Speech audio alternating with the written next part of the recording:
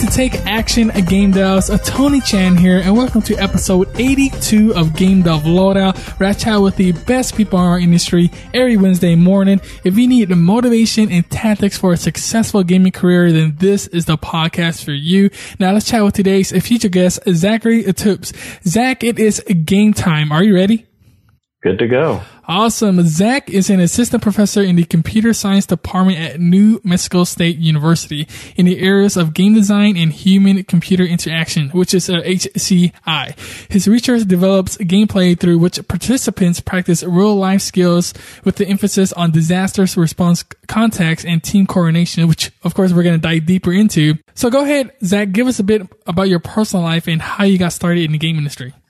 Sure. So I always kind of was interested in trying to figure out some way to blend my interest in games with really hopefully doing something good for the world. And so somewhere along the way, I realized that people were doing exciting things at universities and went on to graduate school, started working on a game project in my first class. And while we were doing that, saw a bunch of photographs in one of the buildings of a bunch of buildings on fire, and out of curiosity learned that this was from the local fire school and kind of figured out a way to really look at how games could be used to help train disaster responders. And that's kind of where my research agenda all got started from.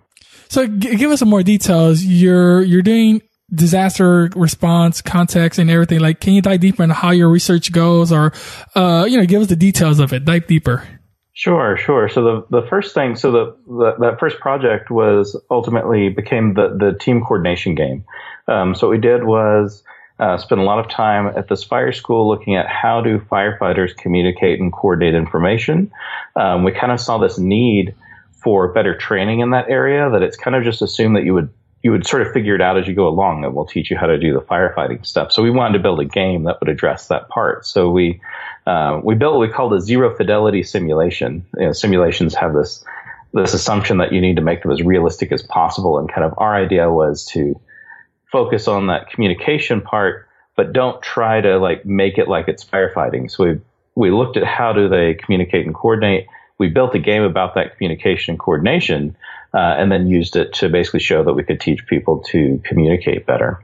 A little bit more recently, I spent some time looking at urban search and rescue and thinking about how can information technology enable people in urban search and rescue to share information, to communicate better, to make plans.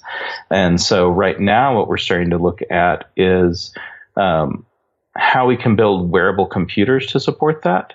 And the games part of that is that we're looking at how can we use the existing design of games to build those systems, and then how can we use mixed reality games to test out the systems that we build. And we're kind of early in that work right now. We're really at the stage of kind of looking at, for example, we're interested in maps right now. So we're kind of looking at how do different games show maps, and how do they let you work with maps, and then what could we take away from that to help people in the field, manipulate maps and use maps to get around. Yeah, very interesting. And I'm curious, what are the results have been? Has it been really, really good? Have the people that has been taking the test really have a different behavior later on? What are the results? So, the team coordination game is the one that we had some results on. So we looked at how people communicated when they were playing the game. So one of the kind of key measures for when teams are communicating well is that they're proactive about sharing information with each other, right? So they don't waste a lot of time asking each other questions, right? Because if you ask somebody a question and the building's burning down around you, right, then they have to think about what you asked them. It takes time, it takes effort to think about these things. And so teams they're really good, right, they proactively tell people what they need to know when they need to know it. So there's this measure from the team cognition literature called anticipation ratio that looks at basically how much communication is giving information versus how much of it is kind of just wasting effort asking for information. And so we applied that, and we basically showed that kind of as people played the game, they got better about kind of anticipating each other's information needs and got better about communicating. And then we saw that when they do these burn training exercises, which are these these are high fidelity simulations. They're actually buildings that they set on fire, right? And they're all geared up and they go, yeah. Holy moly. Drive the fire engine out. These big concrete buildings, so they don't burn down, but they can like set them on fire, right? And have to go in and look for dummy victims or look for instructors that are all geared up that are pretending to be victims and put out the fire and everything.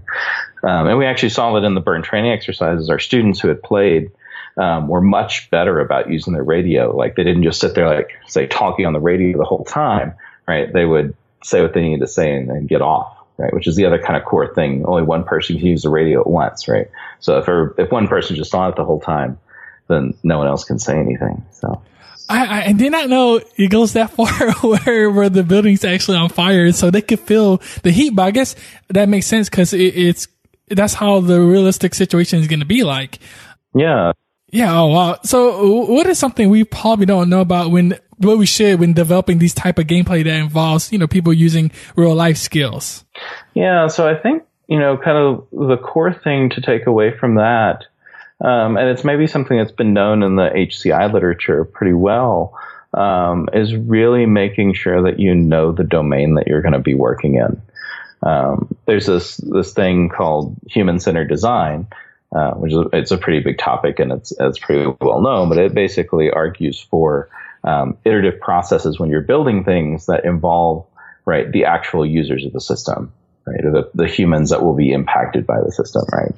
And so I'd argue that, of course, anybody who's, looking at doing these kind of serious applications really needs to have pretty deep knowledge of the source domain. And so, like in our case, right, like I interviewed a lot of expert responders. I actually went to some of the firefighting classes. I did actually like suit up in turnout gear and go into these burning buildings with an instructor and watch what's happening and wonder in awe how anyone can ever communicate with each other because they all sound like Darth Vader and they have these big, these face masks on and people are shouting. And, so yeah, that's kind of my takeaway. And it's one of these things that, like anybody who's done any HCI work would maybe tell you the same thing, but I don't know how well that's known in the game dev industry. Yeah, you're going you're going all in with this research because is it like a huge risk when you're, doing these type of tests? Like, are there big dangers in doing it? Oh, well, so the stuff with the actual fire is not part of my testing, right? So this was our observations of their normal practice. This was a couple of years ago. I felt pretty safe. I had an expert guy with me when I went into the burning building. There were two of them like standing with me. Like, all right, let's stand up against the wall because it's going to get it like to 1,000 degrees in here when they throw the water on that fire. And and I actually did have a point where I said, like, I think I need to step out. Right, I do not feel well. I'm not sure that. They took me out and away, and we got some water, and made sure it was all fine. But yeah, I felt pretty safe in their hands. They all knew what they were doing. So yeah, that's definitely keep me from dying. What other disaster response context can we use the games in? Like maybe policing, or maybe so you mentioned urban rescuing as well. Like what other disaster response context can gaming help accomplish or help make better? Yeah, I'm kind of a strong believer that gaming could make anything better. But as far as we're concerned, right, so we kind of done the firefighting stuff. We've kind of stepped away from that, and more of the stuff that we're looking at now is urban search and rescue, right? So basically, like actually, I've seen Texas Task Force 1 was activated, I believe, twice, not too long ago. Which is one of the federal level urban search and rescue teams, right? And so these are people who go in like after a hurricane or when there's been major flooding or when there's been an earthquake. Have to go in and basically like search building to building to rescue people and make sure everything's safe. So that's one area that I'd been looking at. We're kind of starting that back up again. I'm hoping to bring a student out to go meet with Texas Task Force 1 next month. And the other area is looking at incident command. Which are really like the communication and coordination structures that build up to direct the response to any disaster, right? So we have the National Incident Management System that specifies basically like how, when you have a small structure fire, right, like a house fire, right, you usually have like one incident commander. But when you get up to say like these wildfires in California right now, right, you have these huge structures that get built up and all, dozens of people who are, dealing with all kinds of information and having to put that together into some coherent plan for, where do we, drop fire retardant? Where do we send this team of firefighters? Where do we pull people back? Right.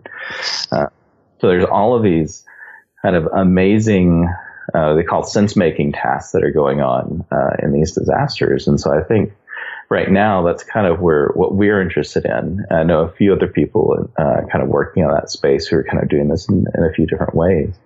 But I think there's kind of a real opportunity there to kind of use games maybe in a way that we don't use simulations, right? Games in a certain way can kind of build this sort of extra motivation because they have these sort of external structures that really motivate people. They get excited to win and they don't want to lose, which are sometimes different than maybe a pure simulation is. And Zach, I gotta thank you for your work because the work you're doing is have real life implication. Like it's huge and it can save a lot of lives. So yeah, I definitely gotta thank you for that. Hopefully in the long term. I believe it will. Like especially with VR and AR where things are just gonna get more like, I guess, lifelike or right there in your face. I believe games is just gonna take things to a whole new level and help out humans as well, and to take it to a whole new level. And I want to talk about like the mistakes. What mistakes are most common, even at a pro level, when developing these type of mechanics? Mm-hmm. Yeah, that one's a little bit harder, I think. And so I saw that question. I was kind of thinking that I kind of think a lot of this concern about high fidelity in general is kind of a mistake, and we've seen a little bit of work that's kind of showing that maybe it's not, that higher fidelity is not always the right choice. Right. So when we talk about simulations, and simulations are pretty directly related to games, like training simulations, right? The idea is sort of like the more directly you can recreate the real world, the better the learning will be. But I think in many cases that's not always true. And kind of our focus was really on trying to pull out what are the interesting things about the way teams work together and the way teams coordinate and they communicate and share information, and then kind of pull that piece out. And then kind of let the other stuff be abstract, right? And make that part kind of really the important thing.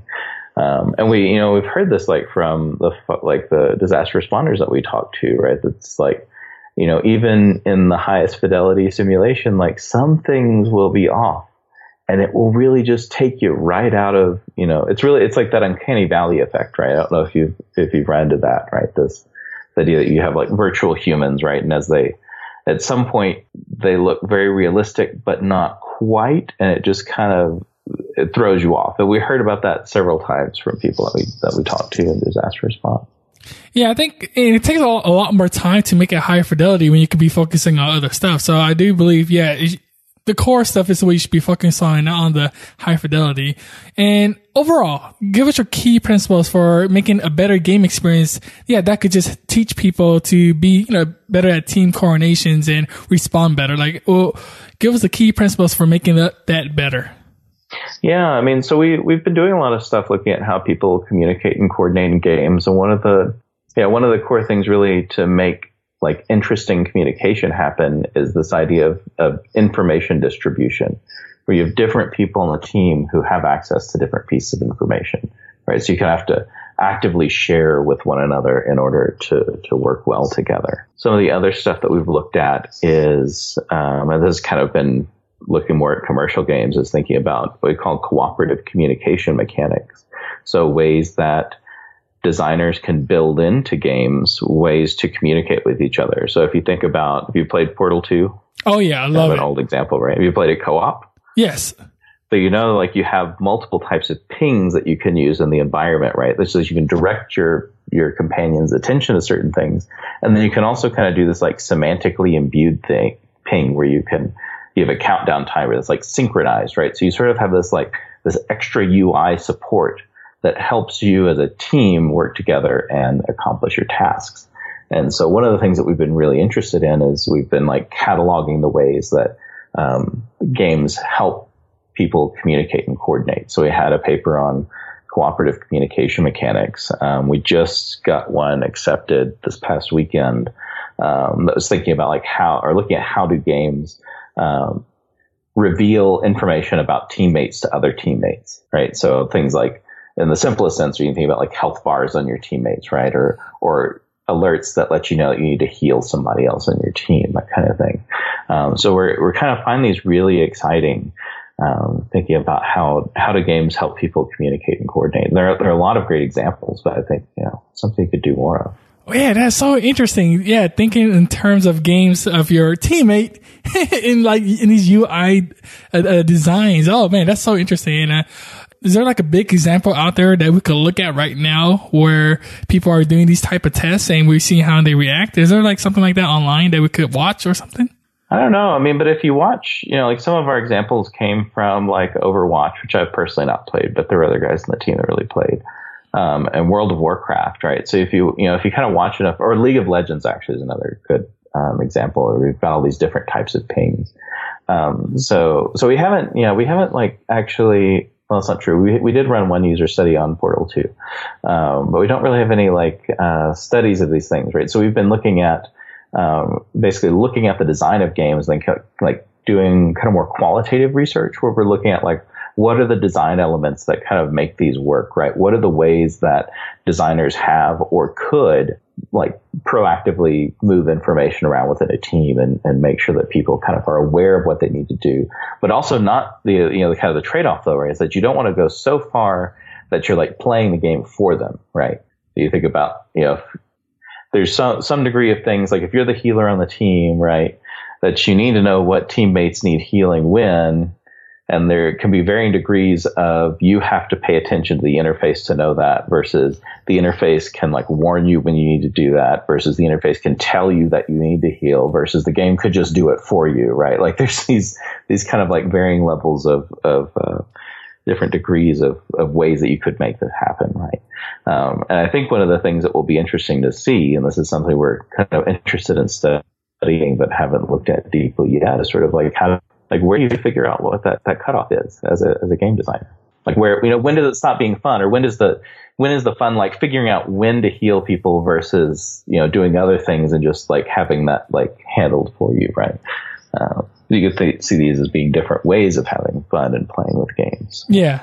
And I think implementing that into simulations would actually be different as well. So yeah, it's a lot to it. And Zach, I'm looking forward to your future research and see what comes out of it. Yeah. And I want to take this on a more personal level now because I want to get to know a bit more about you and how you handle situations. So let's take it. What was the worst moment of your career? That one moment that's still vivid in your mind? Like you have a lot of experience doing these type of gameplay mechanics. Was there like a really hard moment that you had to face or a challenge you had to face?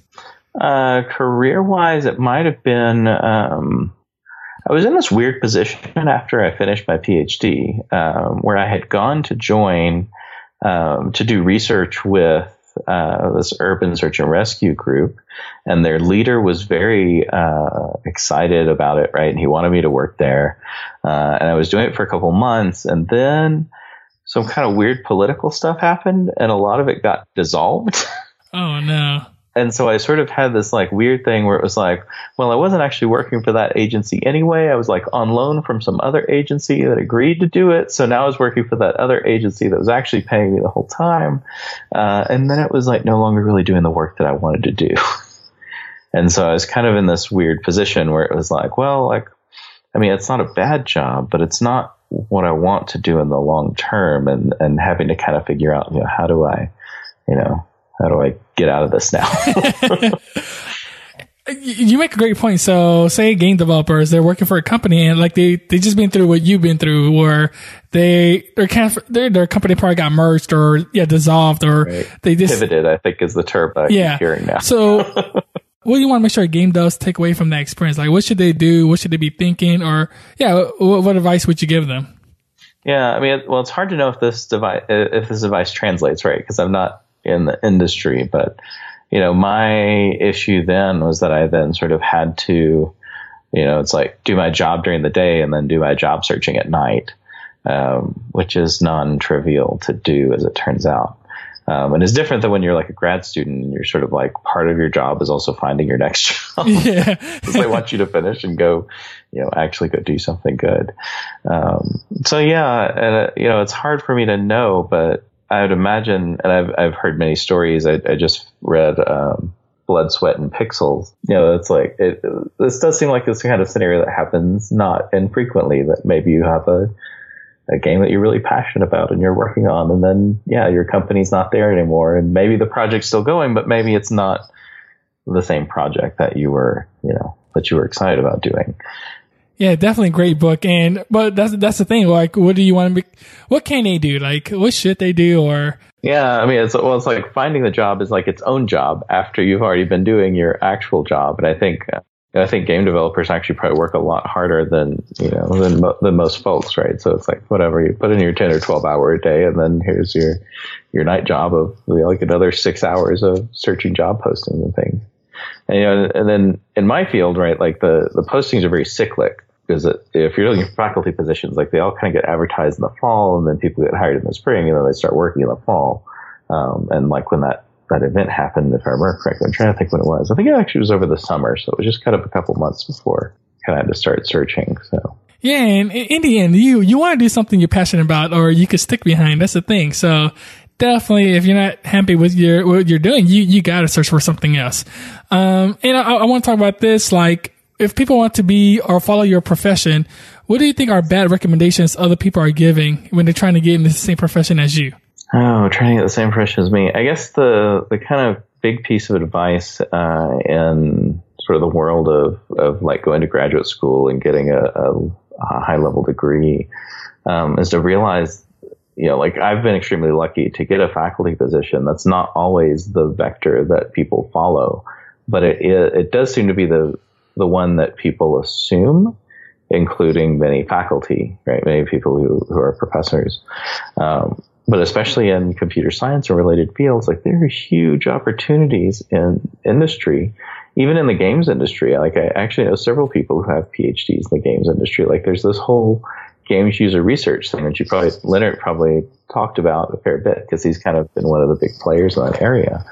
Like, it's sort of like, keep in mind that there are professions other than becoming a professor that you can have when you have a PhD. And many of them are probably even more exciting, and probably pay better too. But yeah, there's often this kind of assumption that you get your PhD, you go become a professor, but there aren't that many jobs available versus people doing that. And so I think it's actually very important to try to pay attention to kind of where you might fit in the industry, and make sure that you're kind of marketable in sort of multiple ways, basically, by the time you're done. Keep your eye out. Yeah. And what do you consider as the biggest waste of time when developing these mechanics? Like, what should people avoid doing so we could effectively create, a great simulation for people to try out? Well, it's easy to get distracted, but that's probably just true of everybody these days. Yep.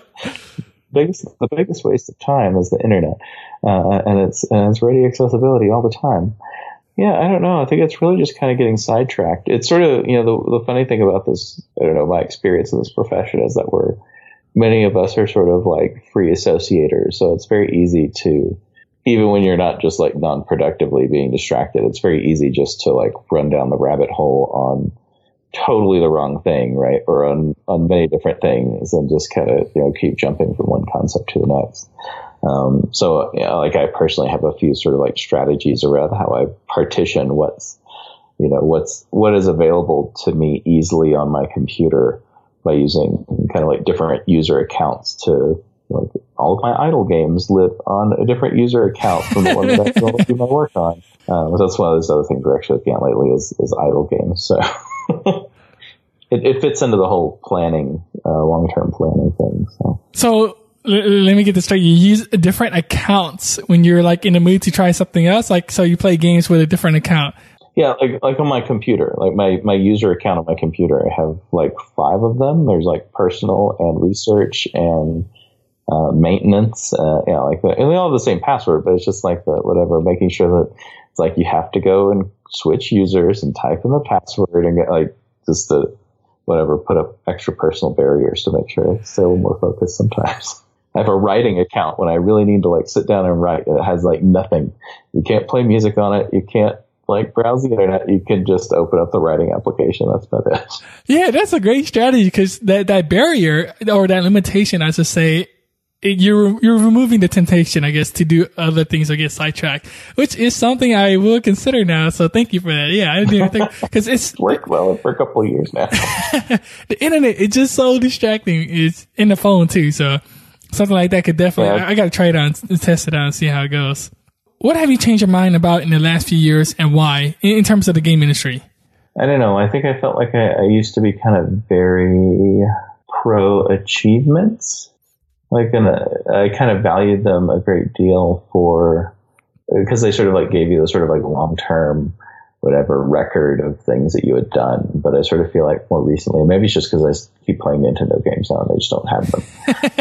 But I feel like I've sort of rediscovered like the joy of just playing for the sake of playing, and being marginally less goal-oriented than I used to be. I'm so glad you brought that up. Those trophies and achievements, like same like you, I just kept playing games to try to complete those achievements, but some of those trophies or achievements are extremely dumb or just time consuming. Yeah. And I'm like, why did I just do this? Just for some platinum trophy? Why in the world did I just do this or wasting my time on it? So, yeah. So I swear at some point I'm going to 100% Fallout 4. I really am. I'm like 2 away. That game is huge. No, with no expansions though, just the core game, no DLC. I'm sure I can do it. Okay, and now that you're more experienced, more knowledgeable on how everything works, what do you think was the best investment you've ever made? It can be investment of money, time, or energy. What was that investment? It would be hard to be where I am if I hadn't invested all the time in getting a PhD. That was kind of a lot of time and effort, sort of on reflection. And so I think that was probably just about the best one. But I think my like short-term experience right now is that investing in a Switch seems to have been like a really good payoff in terms of time versus money. Assuming, the time, enjoyable time spent versus the amount of money spent seems to have been at a very favorable ratio. What do you mean by the Switch? Like, can you explain more? 'Cause I think that's funny. You're saying the video game was a big investment. Oh, yeah. I mean, just like in terms of the enjoyment that I've gotten back out of it. Just Breath of the Wild alone, whatever. If you calculate dollars per hour, it was somewhere around like 3 or something like that. It seemed like a pretty good rate of return there. So, how many hours do you remember before you beat that game? How many hours you put in? I did all of the shrines before I finished it. I think my last count was 105 hours. Wow. Yep. That game had a lot of stuff into it. A lot of stuff, but it was actually inspiration for this paper that we just wrote, but just got rejected. But looking at game maps, that was kind of the inspiration for thinking, there's actually some cool stuff going on here. We should check it out. So, can you go more into details about that? Because I think Breath of the Wild was praised for its map, the way the map was set up, all of the secrets everywhere in the world, the way you could traverse. Like, can you explain more about your paper, if it's not an NDA or something like that? Well, I mean, it's not, it's going to be back to being in review at some point here because it's not published yet, but hopefully no one steals it. We were interested in the ways that people can manipulate maps in games, and now I'm spoiled and I want like the Breath of the Wild map in every game I play. Like, I'm playing Mario Odyssey now and you have this really beautiful map, but you can't put marks on it. And you need to be able to put marks on it. Mm-hmm. Right. So we kind of got interested in this. We started this sort of deep dive is like crazy free association things, right? We did this deep dive on maps in games. So we went back to roguelikes and Dungeons and Dragons when it came out, and the ways that people would draw maps on grid paper. And I expressly bought Etrian Odyssey 5 to play through because it's all about drawing a map on the screen. And so we've basically cataloged all of the games that let you, at least all the ones we could find. We found 44 dating back to, I don't know how far, at least the early 90s, I think even earlier than that. Different games that basically let you manipulate a map in some way, from as simple as put a waypoint on it to as complex as like you hand draw where all the walls are in the game world, right? So, do you think is it better to give players the option to put markings, or is it better to like automatically put the markings for them on the map? Well, I think there's some set of trade-offs, right? I think there's a lot of things that you could do in an automated way that are interesting and helpful. At the same time, there's this kind of part of kind of like doing discovery and making your own choices about what is interesting to you or what is useful to you in the long term to have on your map versus what does the game like think is useful, right? So yeah, so like I think about like, you know, if I'm walking through Breath of the Wild, right, there are many places where you kind of do these little puzzles for Korok seeds. And there's some that I couldn't figure out at first, but it's like, but I knew there was something interesting here. And when I figure out what to do, you know, I can come back and do it. So I can put a marker on my map and I'll know to, you know, that I want to come back here later. But maybe if, you know, if it's not useful to me, then maybe I don't want it on there. Or maybe it also kind of, if it was automatic, it would take away some of the joy of that discovery, right? That it's like you just kind of get close and it's like, oh, there's something important here because a blip appeared on my map, right? So I think there's this kind of like some interesting set of trade-offs around like what, and then again, right, it's like what do you make automated versus what do you force to be manual, or even do you allow people to be manual? Right? If you don't let people modify the map at all, then you're not letting them manually do it unless they're drawing a map by hand elsewhere, which is something else you could do. Yeah, I like what you just said about giving the players to pick what's important for them. I think, yeah, that option is really, because I know Phantom Hourglass on the 3DS allow you to draw on the map. And I don't when I don't remember any other game doing that. I think Phantom Hourglass was the first one that did that for me. I was like, whoa, this is actually more fun than having everything populate for you. Cause you're choosing it. More games should definitely do that. You should have a look at Etrian Odyssey because it's really like the top screen is a like 3D dungeon and the bottom screen is just a grid, and you draw on the walls and you put icons down for things that you think will be useful, right? You paint things in different colors for, you know, and it's, I'm having a really good time with it right now. Just kind of this sort of like old school experience of creating your own maps and thinking about what's important to me to have marked down here, right? What's something that I might need to come back to later, right? Solve puzzles and stuff. How you said again? Etrian Odyssey? Yeah. There's the 5th one just came out like last month, the month before last. So it's this kind of like a long running series. Then I think there's like remakes of all of them that kind of have more story, but the base games, like there's almost no story. Like you just make some adventures and you go fight monsters and draw maps and solve puzzles. Yeah, I would definitely link that up. Yeah, it sounds really cool. And speaking of cool, what was the greatest idea you had to date? Like an aha moment. So a long time ago, we, like most HCI people, I don't know. Are you familiar with the concept of affordances? Does that come up? Did Leonard bring this up at all? Would you say accordances? Affordance? I don't think so. It doesn't sound familiar. Yeah. So it's kind of this, it's, a semi-controversial term in the HCI field, I guess, because there's a lot of confusion about what it means. But it basically is the relationship of, or the ability of someone to enact some certain activity on the environment, right? So the like usage of it is like a doorknob affords turning, right? So think about different things in the environment enable you to perform certain actions. And I kind of had this aha moment about the ways that games let you make choices and how that connects to this notion of affordance, right? So like how does a game let you know that you can open a door? You can't open a door, right? Mm-hmm. Even though all doors would sort of like appear to afford opening, right? Certain games are more clever or less clever about signaling to you as the player, right? And and all that kind of came through playing Mirror's Edge actually, and having this whole thing around like runner vision, like sort of like the game surfacing to you as the player what your avatar knows, right? Even though your avatar is not like a real person, right? Like, but this character has this knowledge of how the world works and what they can do on it that you as the player may not have that same knowledge set. So then how does the game's user interface basically like render that perceptible to you? It's crazy how important the user interface is. Like even in concepts like that where you're leading the player to something specific, it's so important to have that, I guess, good direction to give players so they, they don't waste their time trying to open every single door. Right. I mean, like we haven't gotten it published, but it was like the original version of that paper title, something like you can't open white doors, but you can kick open the red ones or something like that. It's kind of a little cutesy title.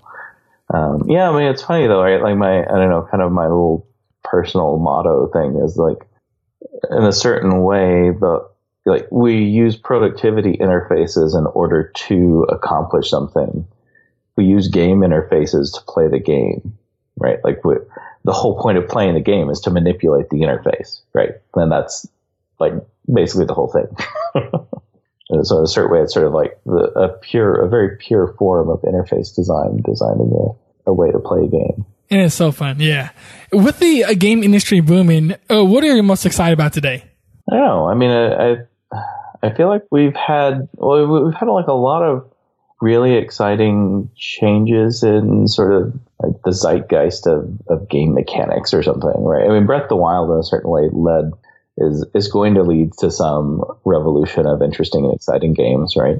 And other games have done this previously, but yeah, I think, these interesting things around like being able to manipulate maps in fun ways and have great ways to traverse environments and have these sort of Breath of the Wild was pretty good about having these sort of like tight loops of things that were interconnected and sort of made things feel meaningful and useful in ways that some games don't always succeed at, right? That there's sort of like this need to acquire new weapons that enable you to fight, right? And that like each reward felt meaningful and valuable. And that's exciting to me because it's sort of like whatever starts to bring back this kind of notion of like joy of gameplay that to me, there's sort of like this need to motivate things. That's the truth, because Breath of the Wild is like, they're taking open world to a whole new level. That's the thing. Or they call it open air, I believe, when Nintendo call it open air. So I'm like, do you think other companies will reach that same level as Breath of the Wild? Aside from Nintendo, but do you believe other company, or which other company do you believe that could reach that level of Breath of the Wild? Because that game is just amazing, so fun. And yeah, I'm curious if others could top that. Well, I mean, I think it's kind of one of these things that we see that, some company comes up with something interesting and it's now out there and people study it and they learn from it, and the lessons learned from playing it of what works well and what doesn't, well, it's going to work its way into whatever the next round of the next generation of games here. So I was just going to say, I'm sorry for like whatever being so deep on Breath of the Wild. It's just like the deepest thing that I've played in a while. So other than that, it's kind of like mostly sort of more handheld games lately. So, what other game do you would like to see take on that Breath of the Wild concept? Like what other genre or what other series? Or I don't know. I mean, Metroid has always been my favorite series. So I love Metroid. Yes. Fingers crossed, Metroid Prime 4 takes a bunch of cues from Breath of the Wild. That'd be crazy because it's first person shooter. It was a 2D scroller, first person shooter. Now, if they take it open world and they get that, done correctly like Breath of the Wild, that'd be insane. So, Super Mario Odyssey is in a way similar to Breath of the Wild because it's open world, but if they take Metroid Prime, it is, but it doesn't have the scope thing in the map that it's right. Like that scope thing is actually, I don't actually know what the mechanic is called, right? The ability to place pins using the scope on the map.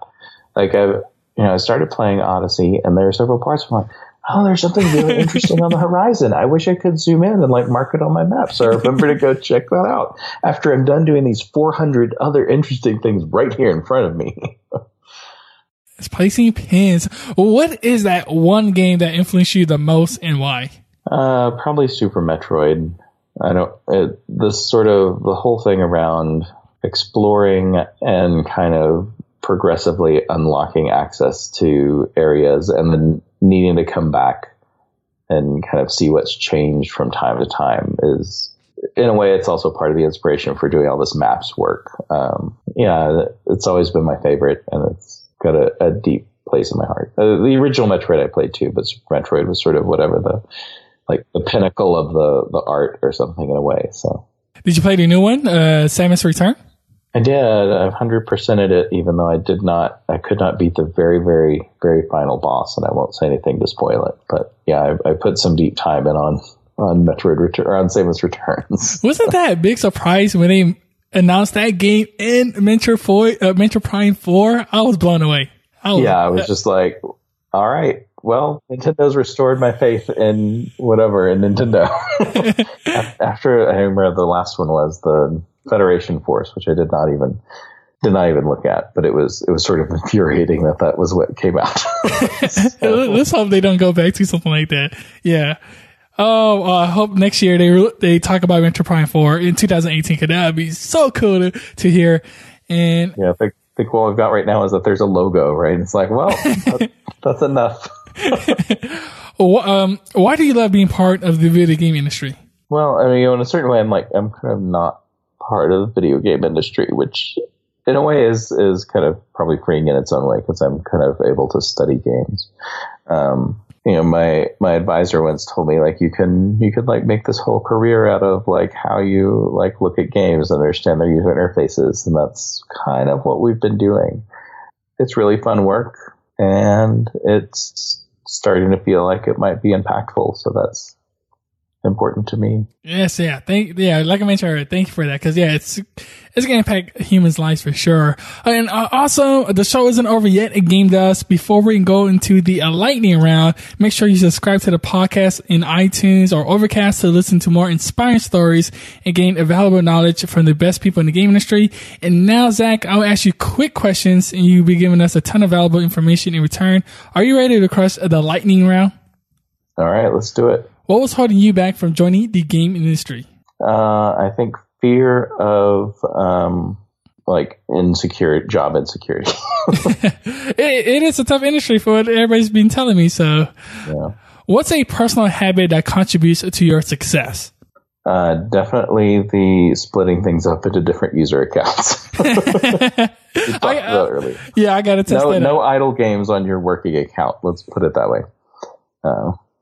What's the best piece of advice you've ever received? Probably that thing I just mentioned about my advisor kind of sitting me down and saying, like, you could basically make your career out of this, and to realize that was true, right?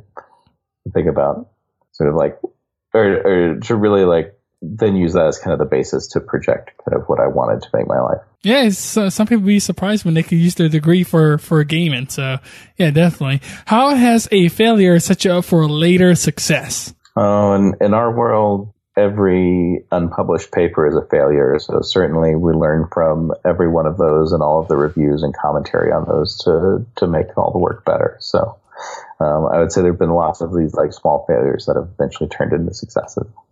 What resources should we use to get started today, like in terms of your profession? Like, sure. My website is Pixel with no E, so PIXL.NMSU for New Mexico State University.edu. That's where you could find all of the papers that we've published on our work on games. As far as a resource to get started, one of the first things I read was Don Norman's Design of Everyday Things. It's super accessible, and it's really funny, and it gets you some pretty good insights into how to do human-centered design and kind of like what the vocabulary of HCI is. Ooh, yeah, I'll definitely link that up. This last question is a bit of a doozy, so take your time if you need to. Imagine you woke up the next morning in a brand new world and you knew no one. You still have all the experience and knowledge you currently have today. Your food and shelter is taken care of, and you have a laptop. What would you do step by step on the path to join and become successful in your profession? Well, you've got to figure out how to go get into a grad school somewhere. You've got to have a clear sense of a project that you want to do and find the right person to help you do it. And then after that, sort of all along the way, you've got to make sure that you are carefully cultivating all of the right relationships and paying attention to what the trends, it's not the industry, whatever the trends in the research world is that you're living in order to be successful. Boom. So PhD, find something you're passionate about. Like step one, get a PhD. And while you're doing it, make sure you do something you're passionate about, right? Because you have this whole thing where you basically work on your own project for 5 years. So it's got to be something you're passionate about.